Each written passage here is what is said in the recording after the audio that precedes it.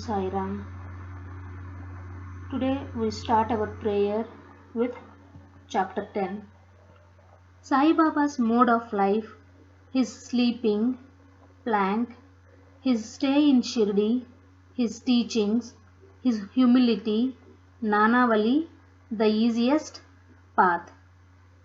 Remember him, Sai Baba, always with love, for he was ever engrossed in doing good to all and always abided in his self. To remember him only is to solve the riddle of life and death.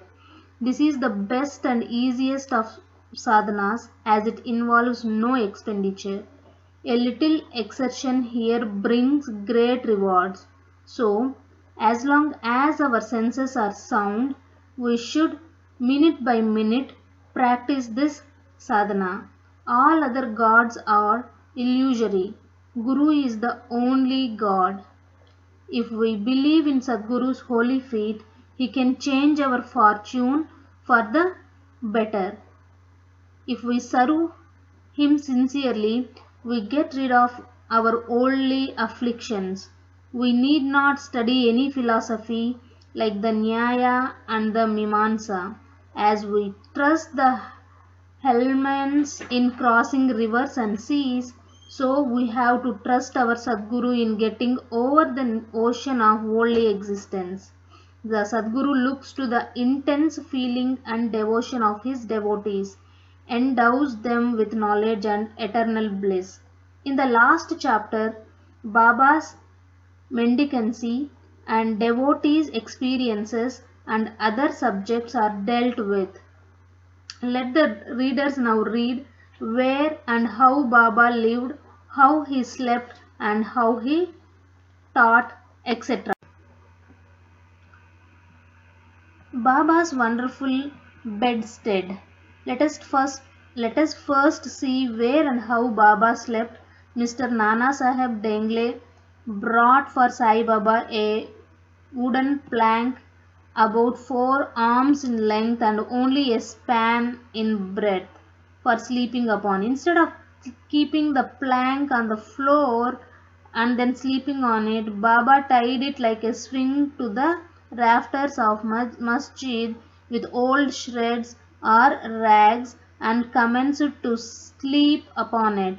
The rags were so thin and worn out that it was a wonder how they could bear or support the weight of the plank itself, let alone the weight of the Baba. But somehow or other it was Baba's sheer leela that the worn out rags did sustain the plank along with the weight of Baba on it. On the 4 corners of this plank, Baba lighted panatis, earthen lamps, one at each corner, and kept them burning the whole night. It was a sight for the gods to see Baba sitting or sleeping on this plank. It was a wonderful to all how Baba got up and down the plank. Out of the curiosity, many observers kept watching the process of mounting and dismounting, but none succeeded. As crowds began to swell so as to detect this wonderful feat, Baba one day broke the plank into pieces and threw it away. Baba had all the 8 Mahasiddhis powers at his command. He neither practiced nor craved for them. They came to him naturally as a result of his spiritual perfection. Manifestation of Brahma. Though Sai Baba looked like a man 3 cubits and a half in length, still he dwelt in the hearts of all. Inwardly he was unattached and indifferent, but outwardly he longed for mass welfare. Though inwardly an adobe of peace, he looked outwardly restless. Inwardly he had the state of Brahma, outwardly he seemed engrossed in the world. Sometimes he looked on all with affection, and at times he threw stones at them. Sometimes he scolded them, while at times He embraced them and was calm, composed, tolerant, and well balanced. He always abided and was engrossed in the self and was well disposed towards his bhaktas. He always sat on one asana and never travelled. His satka was a small stick which he always carried in his hand. He was calm and thought free. He never cared for wealth and fame and lived on alms. Such a life he led. He always uttered Allah Malik. God is the real owner. Entire and unbroken was his love for the bhaktas. He was the mine or storehouse for self-knowledge and full of divine bliss. She was the divine form of Sai Baba, boundless, endless, and undifferentiated. One principle which envelops the whole universe from a stone to Brahma incarnated in Sai Baba. The really meritorious and fortunate people got this treasure grove in their hands, while those people who are not knowing the real worth of Sai Baba took him to be a mere human being were indeed unfortunate. His stay in Shirdi and probable birth date. None knew or knows the parents and the exact date of birth of Sai Baba, but it can be approximately determined by his stay in Shirdi. Baba first came to Shirdi when he was a young lad of 16 and stayed there for 3 years. Then all of a sudden he disappeared for some time. After some time he reappeared in the Nizam state near Aurangabad and again came to Shirdi with the marriage party of Chand Patil when he was about 20 years old. Then he stayed in Shirdi for an unbroken period of 60 years, after which Baba took his Mahasamadhi in the year 1918. From this, we can say that the year of Baba's birth is approximately 1838 AD. Baba's mission and advice. Saint Ramdas flourished in the 17th century and fulfilled to a great extent his mission of protecting cows and Brahmins against the Yavanas, Mohammedans, but within 2 centuries after him, the split between the two communities, Hindu and Mohammedans, widened up and Sai Baba came to bridge that gulf. His constant advice to all was to this effect: Ram, the god of Hindus, and Rahim, the god of Mohammedans, were one and the same. There were not the slightest difference between them. Then why should their devotees fall out and quarrel among themselves? You ignorant folk, join hands and bring both the communities together. Act sanely, and thus you will gain your object of national unity. It is not good to dispute and argue, so don't argue. Don't emulate others. Always consider your interest and welfare. The Lord will protect you. Yoga, sacrifice, penance, and knowledge are the means to attain God. If you do not succeed in this by any means, in vain is your birth. If anyone does any evil unto you, do not retaliate. If you can do anything, do some good unto others. This in short was Sai Baba's advice to all, and this will stand us in good stead both in material and spiritual matters. Sai Baba as Sadguru. There are many so-called gurus who go about from house to house with cymbals and veena in their hands and make a show of their spirituality. They blow mantras into the ears of their disciples and extract money from them.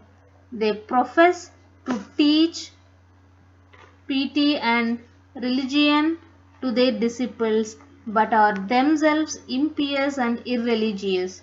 Sai Baba never thought of making the least show of his worth. He had no body consciousness, but he had great love for his disciples. There are two kinds of gurus, Niyat, appointed or fixed, and Aniyat, unappointed or general. The latter, by their advice, develop the good qualities in us, purify our hearts, and set us on the path of salvation. But contact with the former dispels our sense of dualities, sense of difference, and establishes us in unity by making us realize thou art that. There are various gurus imparting to us various kinds of worldly knowledge, but he who fixes us in our nature, self, and carries us beyond the ocean of worldly existence is the Sadguru. Sai Baba was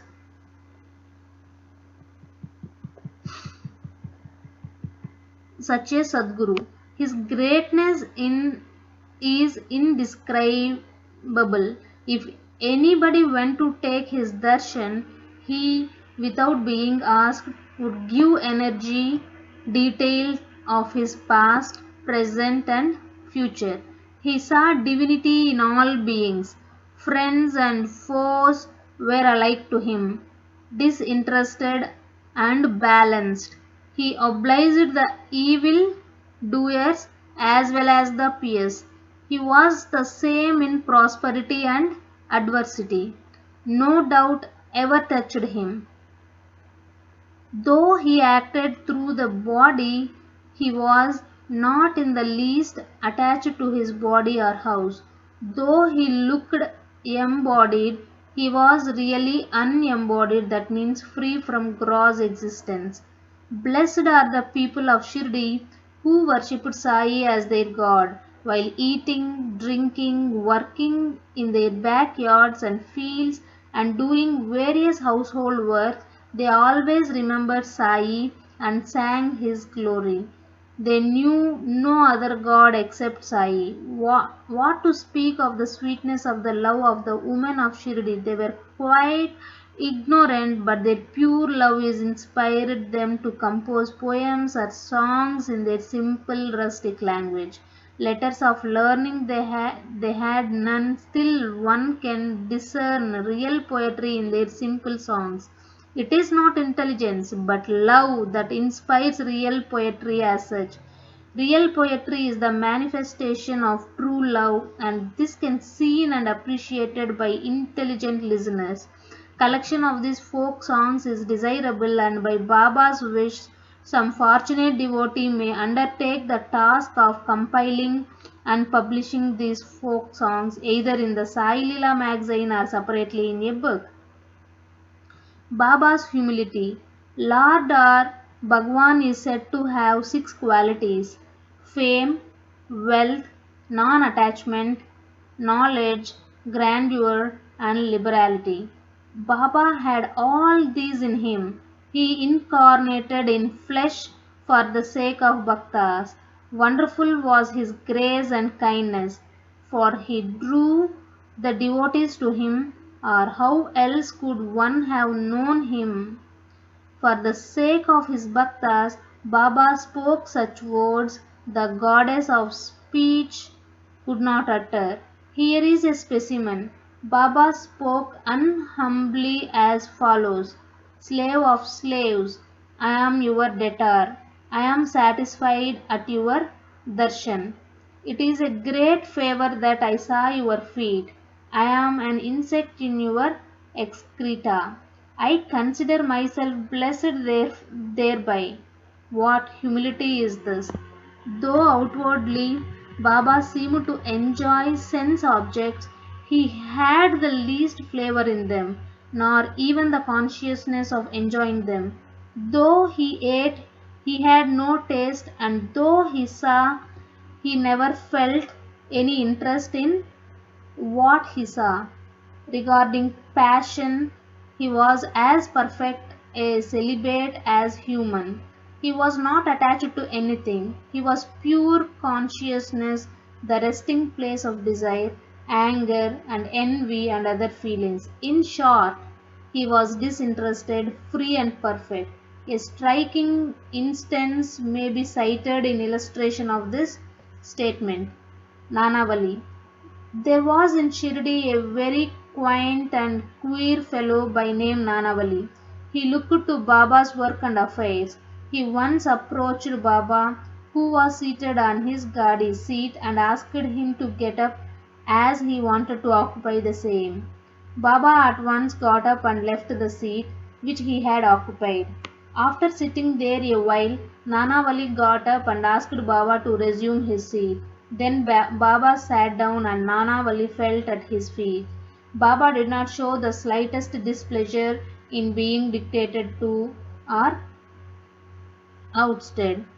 This Nanavali loved Baba so much that he breathed his last on the 13th day of Baba's Mahasamadhi.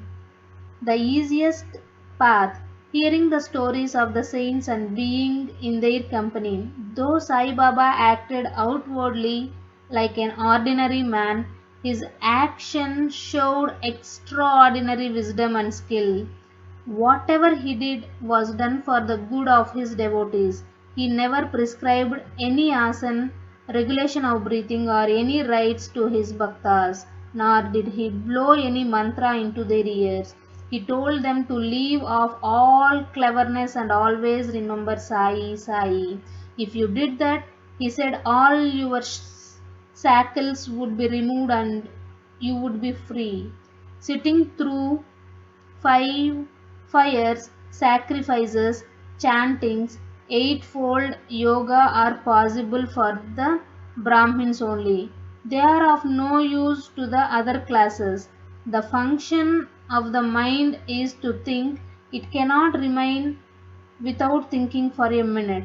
If you give it a sense object, it will think about it. If you give it to Guru, it will think about Guru. You have heard most attentively the grandeur of Sai. This is the natural remembrance of Sai. Hearing the stories of the saints is not so difficult as the other sadhanas mentioned above. They stories remove all fear of this samsara worldly existence and take you to the spiritual path. So listen to these stories, meditate on them and assimilate them. You may attend to your worldly duties, but give your mind to Sai and his stories, and then he is sure to bless you. This is the easiest path, but why do not all take to it? The reason is that